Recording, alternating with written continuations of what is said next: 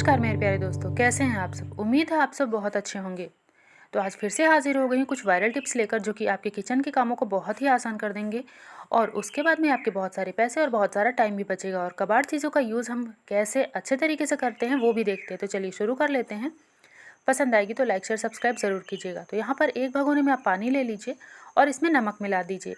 और फिर जब भी कभी आप काटते हैं बैगन, तो बैगन काटने के बाद आपने देखा होगा कि वो काला काला पड़ जाता है और उसमें एक कसेला सा टेस्ट रहता है। तो जब आप नमक वाले पानी में इसको भिगो के रख देंगे 5 मिनट के लिए, तो आप देखेंगे कि जो बैगन है वो काला भी नहीं पड़ेगा और उसका जो कसेला सा एक टेस्ट होता है ना, वो भी नहीं आएगा और बैगन बिल्कुल कड़े कड़े से आपके पीसेज बैगन के बने रहेंगे। तो ट्रिक पसंद आई होगी तो लाइक कीजिएगा। अब देखते हैं दूसरा ट्रिक। तो यहाँ पर देखिए, जब भी कभी हमें कुछ मसाले पीसने होते हैं और अगर हम कहीं बाहर हैं, हमारे पास सिलबट्टा, मिक्सचर, ये ग्राइंडर, ये सारी चीज़ें नहीं हैं, तो उस समय पे सभी के पास, यहाँ तक कि जो हॉस्टल में गर्ल्स और बॉयज़ होते हैं उनके पास भी ताला ज़रूर होता है। तो आज हम ताले से आपको मसाला पीस कर दिखाएंगे। तो देखिए, बहुत ही आसान तरीका है। तो यहाँ पर कुछ चीज़ें ऐसी हैं जो हमें रेगुलर चाहिए ही होती हैं, जैसे कि जीरा हो गया, काली मिर्च का पाउडर हो गया या फिर सोंठ का पाउडर हो गया। तो कभी कभी कुछ ऐसा खाने का मन कर जाता है जिसमें कि ये सारी चीज़ें चाहिए होती हैं। तो आप क्या कीजिए, जीरा को हल्का सा आप रोस्ट कर लीजिए। अगर अच्छे से भून कर लेना है तो अच्छे से भून लीजिए, नहीं तो बस हल्का सा आप इसे गर्म कर लीजिए।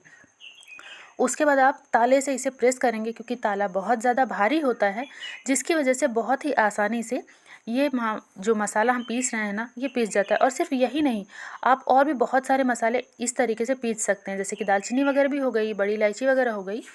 तो यहाँ पर देखिए, बिल्कुल आपको लाइव रिज़ल्ट दिखा रही हूँ। यहाँ पर ये मैंने ताले से ही इसे पीस लिया है और अभी मैं आपको काली मिर्च को भी पीस कर दिखाती हूँ। तो ये तो जीरा हो गया और काली मिर्च को मैंने पन्नी में लिया है। तो आप पन्नी में भी पीस सकते हैं, चाहे तो कागज़ में ले लीजिए, चाहे तो पन्नी में ले लीजिए, चॉइस आपकी है। और इसे जब आप काली मिर्च पीसें तो थोड़ा सा पीटते हुए पीसें, क्योंकि इसके जो दाने होते हैं ना, वो थोड़े मोटे होते हैं। तो जब आप इसे पीटेंगे, दबाएंगे, तो ये आसानी से प्रेस हो जाएंगे। और जितना आपको बारीक करना है उस हिसाब से आप कर लीजिए। तो ये देखिए, मैंने काली मिर्च भी आपको पीस कर दिखा दी। इसी तरीके से अगर आप लौंग का भी पाउडर बनाना चाहते हैं, तो लौंग को हल्का सा गर्म कर लीजिए। काली मिर्च को मैंने गर्म नहीं किया था, लौंग को गर्म करके आप पीस सकते हैं। ट्रिक पसंद आई होगी तो लाइक कीजिएगा। अब देखते हैं अगली ट्रिक। तो फ्रेंड्स, गर्मियाँ शुरू हो चुकी हैं और आप सभी को पता है कि बाहर जानवर, पशु पक्षी, इन सबको भी प्यास लगती रहती है। तो हमारे घर में ऐसे टूटे फूटे मग वगैरह पड़े ही होते हैं, या फिर अगर नहीं भी टूटे हैं तो आप वैसे भी सारे पशु पक्षियों के लिए बाहर ज़रूर पानी रखिए। इस तरीके से रखिए कि वो पी पाएँ। और यहाँ पर मैं आपको ये मग जोड़ कर दिखाऊंगी सिर्फ एक इनो पैकेट से। तो आप इसका यूज़ बहुत ही आसानी से और बहुत ही अच्छे तरीके से कर पाएंगे। इस तरीके से अगर आपके पास बर्तन पड़े हैं, कभी कभी तो नया बर्तन हम लाते हैं ना प्लास्टिक का, तो वो टूट जाता है, क्रैक हो जाता है और फिर उसे फेंकने का मन नहीं करता। और यहाँ पर ये मग तो मैंने आपको पुराना दिखाया हुआ है, क्योंकि इसमें मैं रखूँगी जो बिल्ली होती है, जो पक्षी होते हैं, उनके लिए पानी। तो इसके लिए मैंने इस मग का यूज़ किया है। और वैसे तो मग बहुत ही आसानी से मार्केट में कम पैसों में मिल जाते हैं, तो आप नया ला सकते हैं। लेकिन अगर आपके पास ऐसा है तो आप पक्षियों के लिए ज़रूर इसे यूज़ कीजिए। तो यहाँ पर सबसे पहले आप नीचे फिंगर लगा के सेट कर लीजिए जहाँ टूटा हुआ मग है। उसके बाद उसके ऊपर इनो डाल दीजिए और आप देख रहे हैं जहाँ से जहाँ तक फटा है मैंने पूरे पे इनो डाल दिया है। अब आपको लेना है फेविक्विक। तो ये पानी पड़ने पर भी बिल्कुल चिपका रहेगा, मतलब बिल्कुल भी नहीं निकलेगा। कई बार क्या होता है, हम किसी भी गम वगैरह से जोड़ते हैं ना, तो वो पानी पाके ना फूल जाता है और फिर निकल जाता है, लेकिन ये बिल्कुल भी नहीं निकलेगा। तो पहले तो आप इसे अच्छे से ऊपर से नीचे तक लगा दीजिए और फिर थोड़ा सा इनो आप इसके ऊपर भी लगा दीजिए। अब ये मग आपका पूरी तरीके से सेट हो जाएगा, बहुत ही बढ़िया सा बन के तैयार हो जाएगा। तो ये देखिए, बहुत ही अच्छे तरीके से ये जुड़ चुका है। और अभी मैं आपको पानी डालकर भी दिखाऊंगी, क्योंकि थोड़ी देर इसे ऐसे ही रहने देना होता है ताकि इसमें हवा लगे और ये बहुत ही अच्छे से चिपक जाए। तो ये बहुत ही बढ़िया काम करेगा। फिर इसे भर के आप घर के बाहर रख दीजिए, छत पे रख दीजिए, तो इसमें पक्षी आराम से पानी पी पाएंगे और उनकी प्यास भी खत्म होगी। और ये बहुत ही पुण्य का काम है, ये काम आपको ज़रूर करना चाहिए। तो ये देखिए, मैं आपको पानी डालकर भी दिखा दे रही हूँ।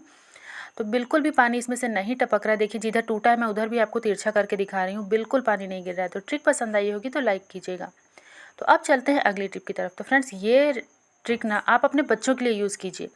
अक्सर आपने देखा होगा, बच्चे घर में होते हैं और कुछ ना कुछ डिमांड करते हैं खाने के लिए। तो जो तुअर दाल होती है ना, आप उसको भिगो दीजिए 1 घंटे के लिए और उसे हल्का सा ग्राइंड कर दीजिए, मतलब कोर्सली, बिल्कुल मोटे मोटे उसके दाने होने चाहिए।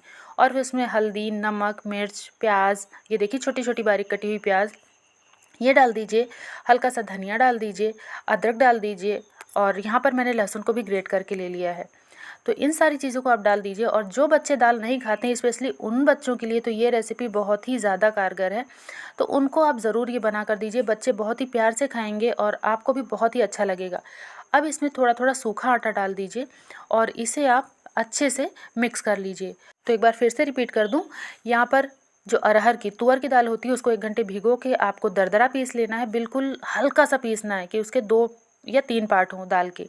फिर उसमें आपको हल्दी, नमक, मिर्च का पाउडर, उसके बाद हरी मिर्च, अगर आप मिर्च का पाउडर नहीं लाइक करते हैं तो मत डालिए, बिल्कुल भी मत डालिए, क्योंकि मैंने भी नहीं डाला। फिर इसमें लहसुन अदरक का पेस्ट, हरी मिर्च, धनिया और प्याज डाल के थोड़ा थोड़ा आटा डालते हुए इसको मसलते हुए इसका डो लगा लीजिए, ये देखिए। और उसके बाद आप क्या कीजिए, इसे रेस्ट वगैरह कुछ भी नहीं देना है। आप अपने हाथों में सूखा आटा लगाइए और लोहे के तवे पे इसे बनाइए, नॉन स्टिक पे मत बनाइएगा, लोहे के तवे पे बनाइए। तो ये बहुत ही टेस्टी सा और क्रिस्पी सा बन के तैयार होगा। तो ये जो टिक्की है ना, ये अगर आप अपने बच्चों को लंच बॉक्स में देते हैं तो भी बहुत अच्छा है। फिलहाल तो अभी बच्चे अभी कुछ ही स्कूल खुले हैं और कुछ घर पे ही हैं, तो आप इन्हें सुबह के टाइम में दे सकते हैं, शाम के टाइम में बना के दे सकते हैं, और ये काफ़ी ज़्यादा हेल्दी होते हैं। तो जिन मम्मियों को ये प्रॉब्लम होती है ना कि उनके बच्चे हेल्दी खाना नहीं खाते हैं, बाहर का ही खाना पसंद करते हैं, तो उन मम्मियों के लिए ये बहुत ही बढ़िया रेसिपी है। तो ज़रूर बनाइए और अपने बच्चों को दीजिए। तो यहाँ पे इसे आपको घी में नहीं, सरसों के तेल में सेकना है, इस बात का भी आपको ध्यान रखना है। ये रेसिपी बहुत पुरानी है, मतलब कि जो हमारी दादी लोग होती थी ना, नानी लोग, वो बनाती थी, लेकिन वो चूल्हे पे बनाती थी। और अभी तो हम लोगों के पास चूल्हा होता नहीं है, तो गैस पे ही बनाना होता है। तो इस तरीके से लो टू मीडियम फ्लेम पे आप इसे सेक लीजिए, उलटते पलटते। और ये बहुत ही टेस्टी लगता है, बहुत ही क्रिस्पी लगता है, तो बच्चों को भी बहुत ही ज़्यादा पसंद आएगा। बस आपको फ्लेम का ध्यान रखना है, क्योंकि फ्लेम अगर आप हाई कर देंगे तो ये ऊपर से फटाफट से कलर ले लेगा और क्रिस्प हो जाएगा, लेकिन अंदर से ही कच्चा रहेगा। तो फ्लेम आपको लो टू मीडियम में ही रखनी है। अगर बहुत ज़्यादा लो हो गई है तो थोड़ा सा एक बार बढ़ा लीजिए, मतलब कि थोड़ा मीडियम कर लीजिए, फिर से लो कर लीजिए। तो इस तरीके से धीमे धीमे जब ये सीख जाएगा तो आप देखेंगे कि ये बहुत ही क्रिस्पी बन के तैयार होगा, बहुत ही टेस्टी। और ये मेरे बच्चों को तो स्पेशली बहुत ज़्यादा पसंद है। मैं वीक में 1-2 बार इसे बना ही देती हूँ, क्योंकि मेरे भी बच्चे दाल खाने में ना बहुत ड्रामा करते हैं। और इस तरीके से जब आप उन्हें दाल और रोटी एक साथ बना कर देंगे तो उन्हें खाने में भी अच्छा लगेगा और आपको बनाने में भी। तो आप चाहें तो इस तरीके से पूरा ही बना के रख सकते हैं और फिर आप उन्हें दे सकते हैं बनाकर। तो यहाँ पर देखिए मैंने इसे उलटते पलटते अच्छे से सेक लिया है, और एक बैच सेकने में ना आपको 5 से 7 मिनट भी लग सकता है। और ये गैस की फ्लेम के ऊपर भी डिपेंड करता है, लेकिन ध्यान रखिए हाई फ्लेम बिल्कुल भी मत सेकिएगा। तो ये देखिए मैंने इसे सेक लिया है, और अब इसे आप फटाफट से डेकोरेट कर दीजिए, मतलब कि सजा दीजिए धनिया पत्तियों से। और आप इसे बच्चों को चाय के साथ दे सकते हैं, इसे ऐसे भी खाया जा सकता है, या फिर आप इसे आम की चटनी, आम के अचार से भी सर्व कर सकते हैं। तो ये बहुत ही टेस्टी, बहुत ही डिलीशियस बनता है और साथ में हाई प्रोटीन है। तो अपने बच्चों को ज़रूर बना कर दीजिए, उन्हें बहुत ज़्यादा पसंद आएगा और आपको भी बहुत ही ज़्यादा पसंद आएगा, क्योंकि इसमें ऑयल भी बहुत कम लगता है और ये बहुत ही हाई प्रोटीन नाश्ता है। तो वीडियो पसंद आई तो लाइक शेयर सब्सक्राइब ज़रूर से कीजिए।